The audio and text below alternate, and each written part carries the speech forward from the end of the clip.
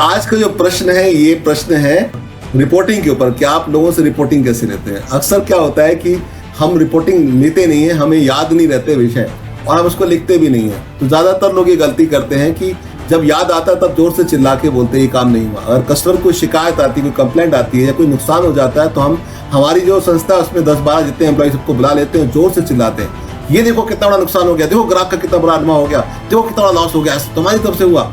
वो 10-12 जितने भी एम्प्लॉयज होते हैं ज्यादातर वो हमारी आदतों को जानते हैं और वो उनको पता होता है, थोड़ी मोटी चमड़ी कर लेते हैं कि अभी नुकसान हुआ है, आधे घंटे तक हमें डांट खानी पड़ेगी, फिर मिलकर बैठ के चाय पियेंगे, गप्पे मारेंगे। वो कभी भी सीरियस नहीं होते क्योंकि उनको पता होता है कि आपको सिर्फ शोर मचाना है। लेकिन रिपोर्टिंग का सही तरीका नहीं है। अगर आप उनको इस तरह से चिल्लाएंगे, गुस्सा करेंगे तो कोई भी आपको सही रिजल्ट नहीं देगा। अक्सर आपके एम्प्लॉयज ब्लेम गेम खेलने लगेंगे कि ए की वजह से नहीं हुआ सर, बी ने ऐसा कर दिया सर, डी ने ऐसा कर दिया, और आपको कभी भी सही रिजल्ट नहीं आएगा।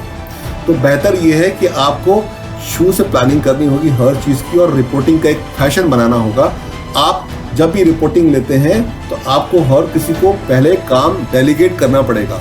अगर मान लीजिए एक कैश बॉक्स है, उसको 10 लोग डील कर रहे हैं आपके बिजनेस में और आप कहीं भी जाते हैं तो 10 में से कोई भी डील कर लेता है। जब एक को रिस्पॉन्सिबिलिटी बटी हुई नहीं है तो जब पैसा नुकसान होगा तो आप किसी एक के ऊपर जिम्मेदार ठहरा भी नहीं सकते। इसलिए हर काम की रिस्पॉन्सिबिलिटी बांट दीजिए और जो भी रिस्पॉन्सिबल पर्सन उसको बिठाइए शांति से अपने साथ में, उसको सुनिए कि ये काम क्यों नहीं हुआ।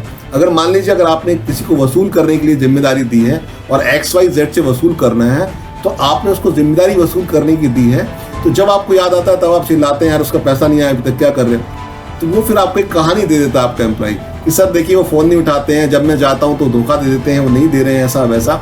तो आप खुद ही बात कर लीजिए और जब वो ऐसी कहानी बताता है तो आप फोन उठा के खुद बात करने लगते हैं कि XYZ ऐसा क्यों कर रहे हैं आप, मेरा एम्प्लॉय आपके साथ आता है। और इस तरह से एम्प्लॉय आपको काम पे लगा के रखता है। तो अगर आपने रिस्पॉन्सिबिलिटी XYZ से पैसा लेने की एम्प्लॉयज को दी है तो एम्प्लॉय से ही बोलिए कि बात करिए और उनको बताइए कि ये इसको इस तरह से डील करिए, उससे सही निर्देशन दीजिए, सही ट्रेनिंग दीजिए और उसके द्वारा ही इसे काम करने का इंस्ट्रक्शन दीजिए और उसको इस तरह से आप काम दीजिए कि उसको हर रीजनेबल इंटरवल के बाद वो आपको रिपोर्टिंग करे, बजाय इसके कि आप उससे रिपोर्टिंग लें।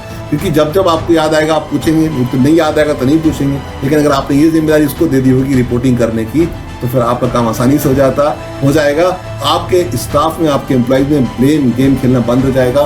सब लोग बहुत अच्छे से एक यूनाइटेड होकर काम करेंगे। आप सही तरीके से काम बांटिए, सही तरीके से उनके काम को चेक करिए, आपका बिजनेस बहुत तेजी से बढ़ेगा, आपके बिजनेस में बड़ी सफलता मिले और आप एक नई ऊंचाइयों को छुए। इसी भावना के साथ मिलते हैं नए वीडियो में। धन्यवाद। Thanks for watching. अधिक बिजनेस जानकारी के लिए बायो में दिए लिंक या नीचे बटन पर क्लिक कर हमारा 20 मिनट का मुफ्त बिजनेस ट्रेनिंग वीडियो देखें। 20 साल का अनुभव सिर्फ 20 मिनट में पाएं। अपने बिजनेस को नेक्स्ट लेवल पे ले जाएं।